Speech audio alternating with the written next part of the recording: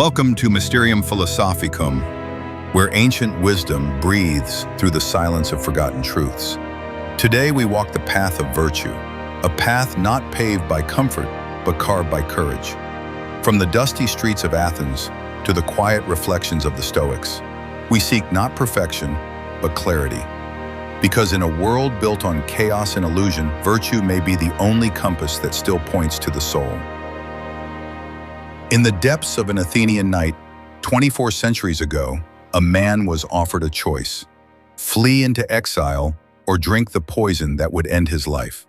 He chose death, not from despair, but from something far more mysterious, something he called virtue.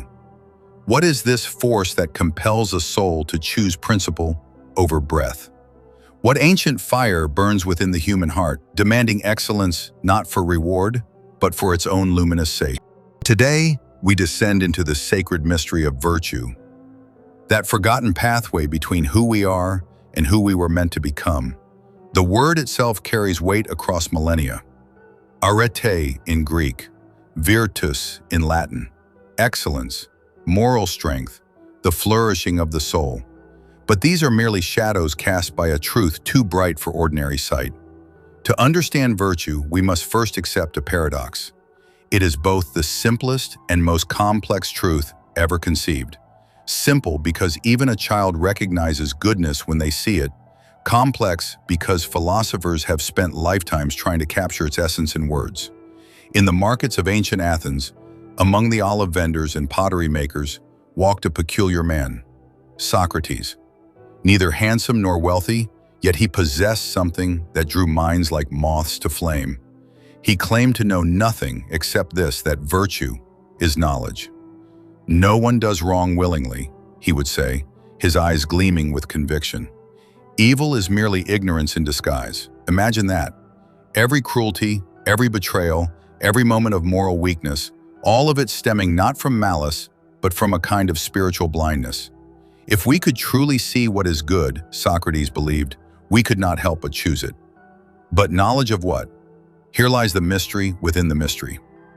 Plato, student of Socrates, gazed beyond the material world and saw something extraordinary. He spoke of forms, perfect, eternal templates of truth, beauty, justice, and virtue itself. According to Plato, our souls once knew these perfect forms. We lived in direct communion with absolute good. But we fell, forgetting our divine nature, trapped in bodies that cast shadows on cave walls, mistaking illusions for reality. Virtue then becomes a form of remembering, a recognition. When we act with courage, we recall the perfect form of courage. When we choose justice over convenience, we touch something eternal within ourselves. Picture your soul as an ancient mirror, tarnished by time and circumstance. Virtue is the slow, patient work of polishing, until one day you glimpse your true face reflected back. The face you wore before you were born. This is why virtue feels like coming home, because it is.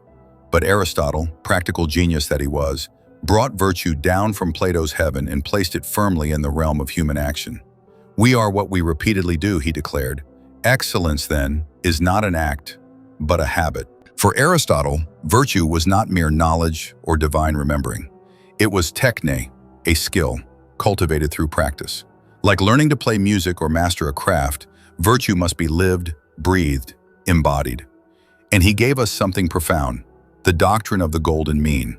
Virtue, he taught, lies not in extremes, but in the delicate balance between excess and deficiency. Courage is the mean between cowardice and recklessness. Generosity between stinginess and wasteful extravagance. Honesty between brutal frankness and deceptive flattery. This is why virtue requires wisdom, not the cold calculation of logic, but phronesis, practical wisdom, the ability to sense, in each unique moment, where the golden thread of right action runs. A mother knows this wisdom when she chooses exactly the right words to comfort her child.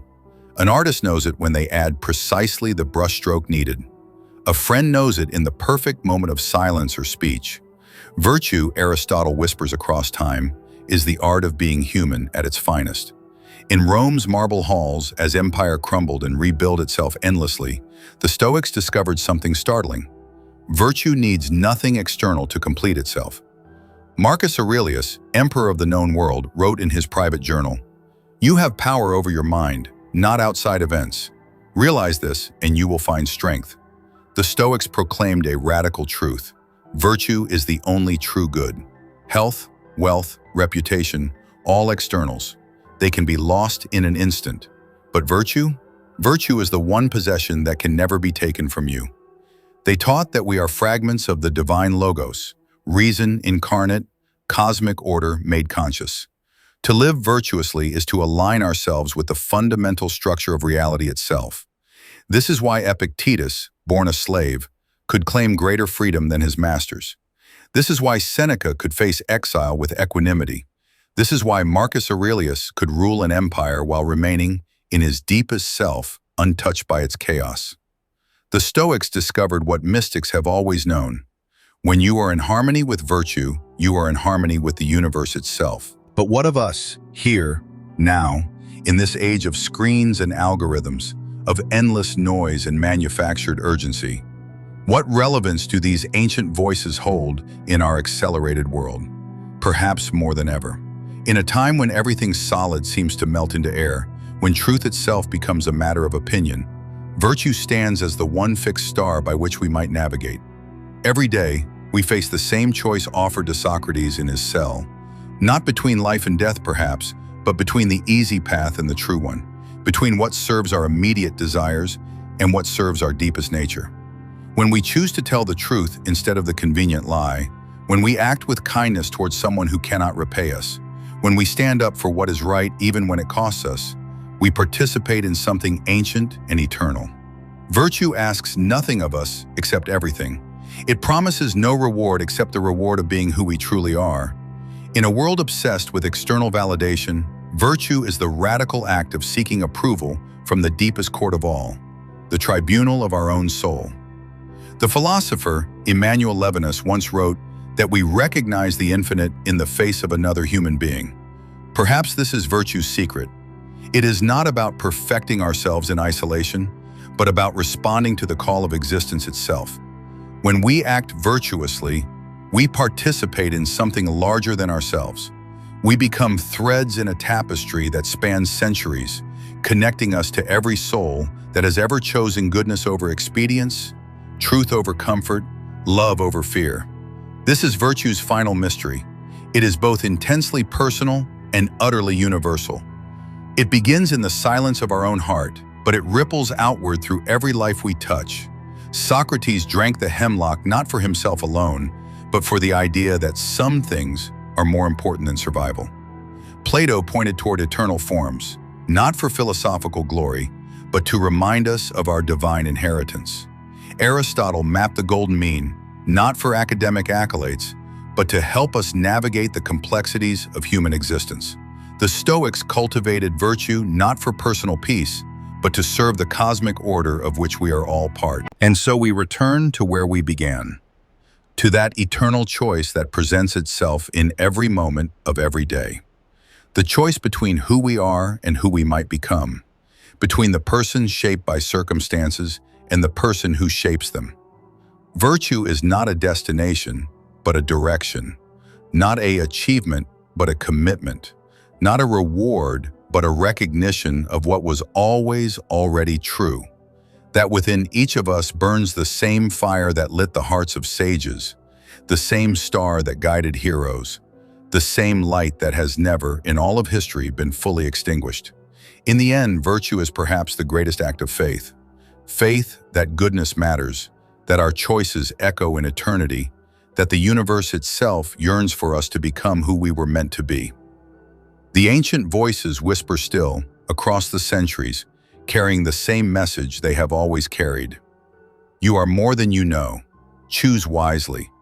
The cosmos is watching. And so we arrive where all true journeys end, not with answers, but with better questions. Virtue is not a prize to be claimed, but a way to live, moment by moment, choice by choice. Let the echoes of Plato, Aristotle, Seneca, and Epictetus remind you, what you cultivate within becomes your only true wealth. Subscribe to Mysterium Philosophicum for more ancient truths, forgotten paths, and the wisdom that still whispers in the dark. And remember, not all eyes that are open truly see.